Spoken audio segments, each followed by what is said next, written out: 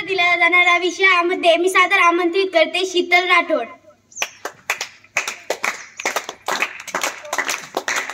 आपण शीतलसाठी वेळेवर दिला जाणारा विषय पेपर देऊया।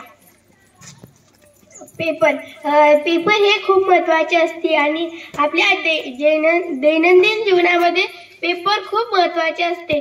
आपण जर घरी बसलो असलो तर आपल्याला बातमीतून पण कळते की इतर गावामध्ये काय होत आहे, शहरामध्ये काय घडत आहे आणि जर आपल्याकडे टीव्ही नसली तर पेपरातून आपल्याला हे सगळं कळतं आणि पेपरामध्ये आपल्याला कालच घडलेल्या गोष्टी कळतात आणि आपण दररोज परिपाठामध्ये ठळक बातम्या घेतो। त्यातून आम्हाला फार माहिती भेटते की सोन्याचे दाम काय आहे, या शहरात कोणाचा मृत्यू झाला आणि आमचे सर दररोज आमच्या शाळेसाठी आपल्याला नवीन माहिती भेटावी म्हणून दररोज बातमीपत्र आणतात आणि आपण गावामध्ये खेड्यापाड्यात अशी पेपर येत नाही, पण आपण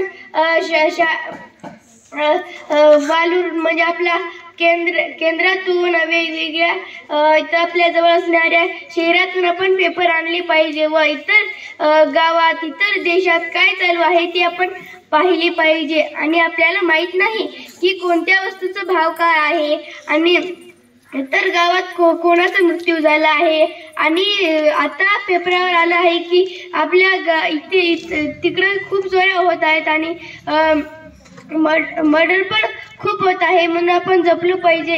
अजून आपल्याला पेपरातून कळत आहे की आपण जास्त हे खाऊ नये, त्यामुळे हे होत आहे आणि व्हायरस पण वाढत आहे, हे आपल्या पेपरातून कळते आणि पेपर हे फार महत्त्वाचे आहे। धन्यवाद।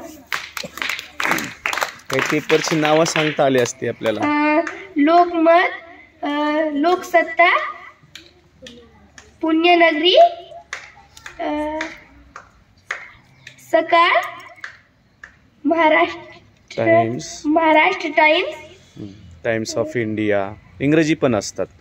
अशा वर्तमानपत्रांची नावं सुद्धा आपण सांगू शकतो आणि वर्तमानपत्र हे अतिशय महत्त्वाचं माध्यम आहे की जगात काय घडायलं ते आपल्याला कळतं, आहे की नाही? आणि ते लेखी माध्यम असल्यामुळं ते आपल्याकडं संदर्भ साहित्य म्हणून पण राहू शकतं।